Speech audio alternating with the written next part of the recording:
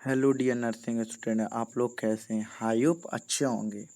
तो आज का हमारा टॉपिक है BHU Banaras Hindu university BSc nursing and B pharma Ayurveda BPT एंड BOPT। आप लोगों के लगातार कमेंट आ रहे थे कि सर प्रोवाइस ईयर्स पेपर सॉल्व करा दीजिए और उनके उत्तर दीजिए। तो आज का हमारा टॉपिक है फिजिक्स के मोस्ट इम्पोर्टेंट क्वेश्चन, जो कि आपको 2020 सी नर्सिंग एग्जाम में आने वाले क्वेश्चन के फुल चांस रहते हैं, क्योंकि आप जितना प्रोवाइस ईयर्स पेपर सॉल्व करोगे कम समय में तो आपको इसकी नॉलेज बढ़ेगी और प्लस आप इसके रिवीजन में आओगे, और जिससे कि आपको आने वाले एग्ज़ाम आप क्रैश कर पाओगे और आपका BHU में जाने का सपना साकार हो जाएगा। तो वीडियो एंड तक देखते रहिए और हम आपको फिजिक्स के कंप्लीट क्वेश्चन पूरे करवाते हैं।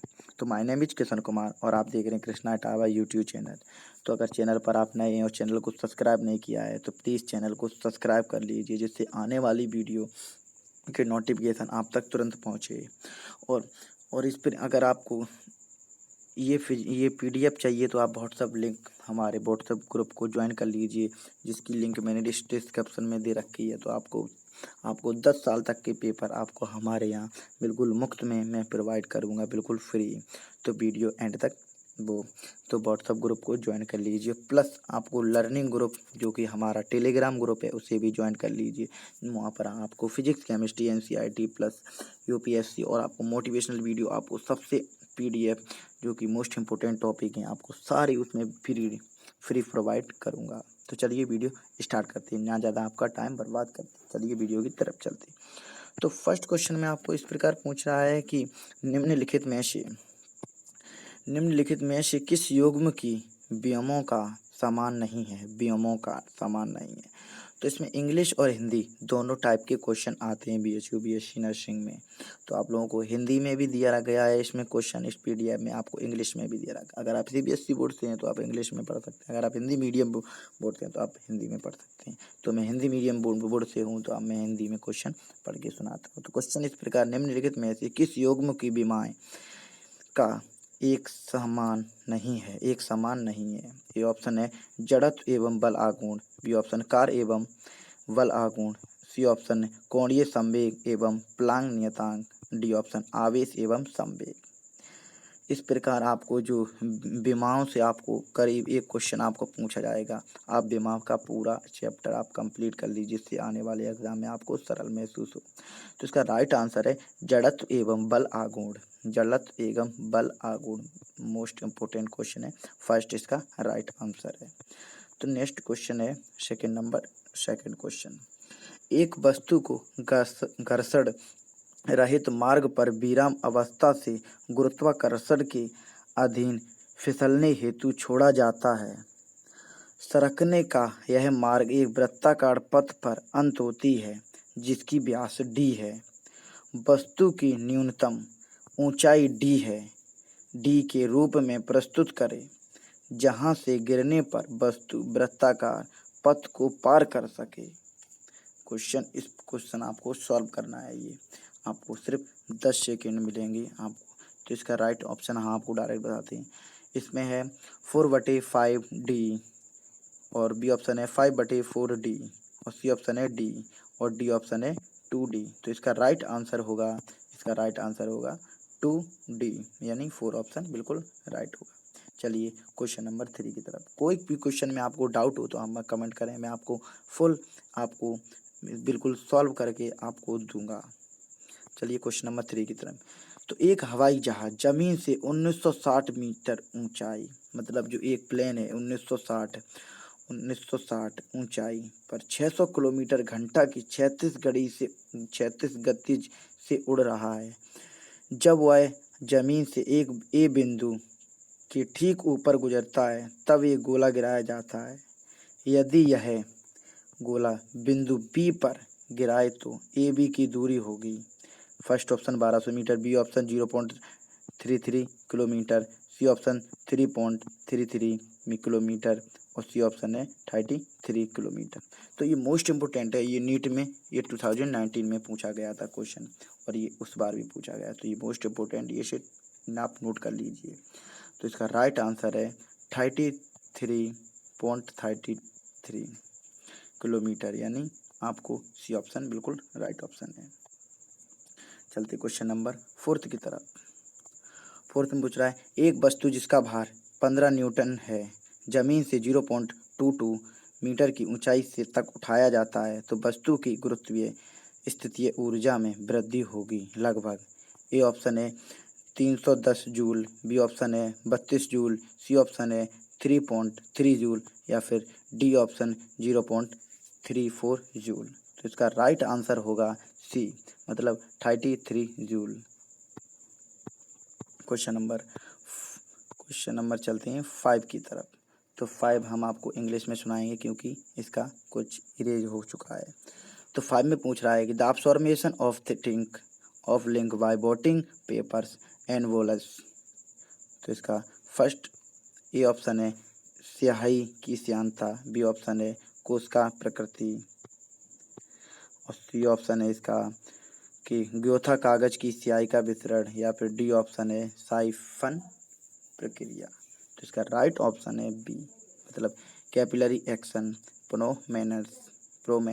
तो इसका राइट आंसर है बी, कोशिका प्रक्रिया। क्वेश्चन नंबर 6 की तरफ चलते हैं। 6 में पूछ रहा है कि ए बराबर बी बराबर 2 डबल बॉन्ड सी बराबर डबल बॉन्ड 2 किलोग्राम भार वाले पिंड चित्र में दिखाया गया है। ये वाला चित्र दिखाया गया है कि के अनुसार एक धागे को लटक रहे हैं जो एक घर्षण रहित गिरनी से होकर जाता है। बी एवं सी भार वाले पिंड को जोड़ने वाले धागे में उत्पन्न खिंचाव का मान कितना होगा। जो ये वाला भाग है, आप लोग ये देख रहे हैं ये वाला भाग, तो उसमें उच्चतम भार कितना खिंचाव होगा। ए ऑप्शन 0 होगा, बी ऑप्शन 13.3 न्यूटन होगा या फिर सी ऑप्शन होगा यहाँ पर 30.3 न्यूटन या फिर डी ऑप्शन होगा यहाँ पर 96। तो इसका राइट आंसर मुझे भी नहीं आ रहा है क्योंकि इसमें भी नहीं दे रहा है। तो आप लोगों को ये आपका होमवर्क है, आप हमें कल करके हमारे व्हाट्सअप नंबर भेज सकते हैं। व्हाट्सअप की लिंक डिस्क्रिप्शन में और हमें पर्सन भेजिए तो हमें पता लग जाएगा कि आप कितनी तैयारी कर रहे हैं। तो निकलते हैं क्वेश्चन नंबर 7 की तरफ। नाभिकीय आकार को दर्शाने के लिए प्रयुक्त इकाई का नाम है। A option Fermi, B option Newton, C option angstrom या फिर डी ऑप्शन ए और सी। तो इसका राइट आंसर है फर्मी और एंगस्ट्रॉम। Right answer. नाभ के आकार को दर्शाने के लिए प्रकृत इकाई का नाम क्या है, फर्मी और एंगस्ट्रॉम। अब चलते हैं क्वेश्चन नंबर 8 की तरफ। इंद्रधनुष का कारण है सूर्य ए ऑप्शन है सूर्य के किरणों के छोटे छोटे पानी को कणों के अवशोषण, बी ऑप्शन है पानी के कणों के द्वारा सूर्य के कणों का परावर्तन एवं अपवर्तन, बी ऑप्शन है पानी के कारण कणों को आयनीकरण, डी ऑप्शन है पानी के कणों में सूर्य के किरणें का विसरण। तो आपको इंद्रधनुष आपने देखा होगा कि 8 रंग का होता है। ये मोस्ट इंपोर्टेंट क्वेश्चन है, नोट कर लीजिए आप। तो इसका राइट आंसर है बी ऑप्शन, बिल्कुल राइट है कि पानी के कणों के द्वारा सूर्य की किरणें से परावर्तन एवं अपवर्तन के कारण जो कोण जो होता है 9 क्वेश्चन की तरफ चलते हैं। अभ्रक का प्रयोग स्त्री जैसे विद्युत उपकरणों में होता है क्योंकि अभ्रक ए ऑप्शन ऊष्मा का कुछ सुचालक एवं विद्युत का कुचालक है, बी ऑप्शन ऊष्मा का कुचालक एवं विद्युत का सुचालक, डी ऑप्शन सी ऑप्शन ऊष्मा एवं विद्युत दोनों का सुचालक है, डी ऑप्शन है यहाँ पर ऊष्मा एवं विद्युत दोनों का कुचालक है। तो इसका राइट आंसर होगा ऊष्मा का कुचालक एवं विद्युत का सुचालक होता है, बी ऑप्शन एकदम राइट आंसर है, बी ऑप्शन नोट कर लीजिए। चलते क्वेश्चन नंबर 10 की तरफ। वीडियो ज़्यादा बड़ा हो रहा है, आप लोग परेशान मत होइए।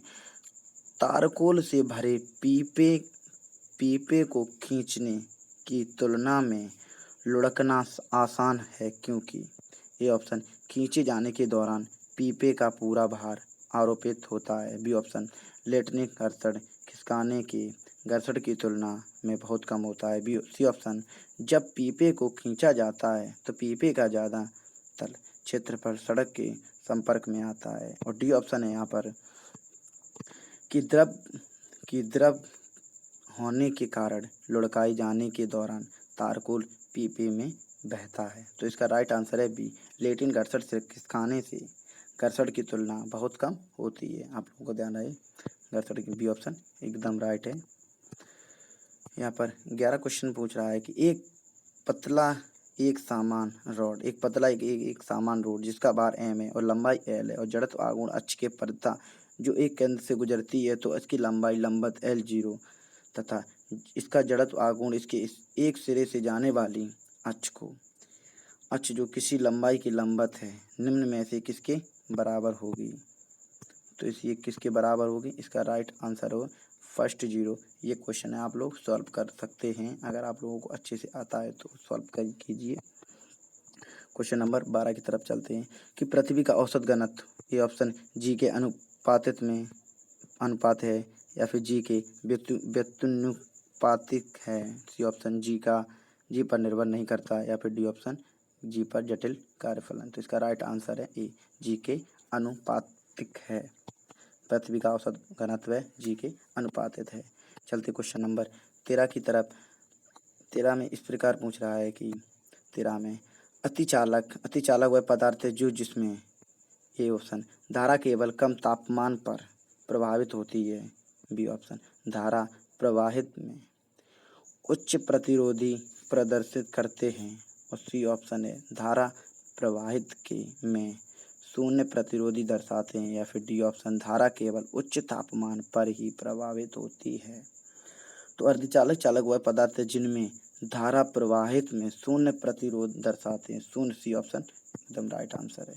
क्वेश्चन नंबर 14 की तरफ चलते हैं कि रेडियो टेलीस्कोप दूरबीन प्रकाशित दूरबीन से अच्छी होती है क्योंकि ये ऑप्शन सुदूर आकाश गंगा का पता लगा सकती है। बी ऑप्शन मेघमय परिस्थितियों में भी काम कर सकती है। सी ऑप्शन है दिन रात दोनों में काम करती है या फिर नन ऑफ दीज, उपयुक्त सभी। तो इसका राइट आंसर है कि मेघमय परिस्थितियों में भी यह काम कर सकती है, इसलिए यह दूरबीन अच्छी मानी जाती है। अब चलते हैं क्वेश्चन नंबर 15 की तरफ। तो 15 में पूछ रहा है कि किसी तरल की बूंदें जिनका व्यास 1 सेमी है और 1.5 सेमी है, जिनके भीतर अतिरिक्त दाब का अनुपात कितना होगा। 1:1, बी ऑप्शन 5:3, सी ऑप्शन 2:3 या फिर डी ऑप्शन 3:2। तो इसका राइट आंसर होगा 3:2। ये सॉल्व करके हम आपको बता देंगे, जब आपको चाहिए होगा तब बता देना आप हमें। तो 16 क्वेश्चन में एक बंद आर्गन पाइप में निम्नलिखित में से कौन सी स्वर आवृत्ति परिस्थितियां नहीं होगी यदि उसकी मौलिक मूल स्वर की आवृत्ति 50 है। तो A option 1500, A option 150, B option 250 या फिर सी ऑप्शन 100 या फिर उपयुक्त में से कोई नहीं। तो इसका राइट आंसर होगा 250। नोट कर लीजिए, 250 आंसर होगा। क्वेश्चन नंबर है 17। एक आवेश Q घन के केंद्र में रखा है तो इसके एक पृष्ठ से गुजरने वाले विद्युत फ्लक्स का मान क्या होगा। विद्युत फ्लक्स से आपको क्वेश्चन 2 आएंगे, मोस्ट इंपोर्टेंट है, याद कर लीजिए। ये ऑप्शन Q/6 इलेक्ट्रॉन 0। तो इसका राइट आंसर फर्स्ट ही है। चलते हैं क्वेश्चन नंबर 18 की तरफ कि 4D का उत्तर लेंस है। 4D का आपको ध्यान रहे कि लेंस से भी आपको 2 क्वेश्चन पूछे जाएंगे, इंपॉर्टेंट है, नोट कर लीजिए। 4D का उत्तर लेंस तथा 3D का अवतल लेंस संपर्क में रखे जाते हैं तो समायोजन के लेंस की क्षमता क्या होगी। First option 7D, B option 4/3D या फिर सी ऑप्शन 1D या फिर डी ऑप्शन 3/4D। मतलब डी को कहते हैं, बहुत इसे मुझे थोड़ा कंफ्यूज हो रहा है, इसलिए मुझे कुछ दिमाग में कम चल रहा है, इसलिए मैं आपको बता दूं, आप लोग समझ गए होंगे इससे लेंस होता है इससे। तो इसका राइट आंसर है 7D। 4D के उत्तर लेंस को 4D तथा 3D के लेंस के संपर्क में रखा जाए तो समायोजन लेंस की क्षमता क्या होगी। 4 और 3 7 जोड़ के आप लोग इसे लिख सकते हैं, तुक्का भी आपका काम कर जाएगा। आप क्वेश्चन नंबर चलते हैं 19 की तरफ। यदि हाइड्रोजन परमाणु की आयनीकरण करने के लिए 13.6 इलेक्ट्रॉन वोल्ट ऊर्जा की आवश्यकता होती है तो कक्षक n = 2 से इलेक्ट्रॉन को निकालने के लिए आवश्यक ऊर्जा होगी।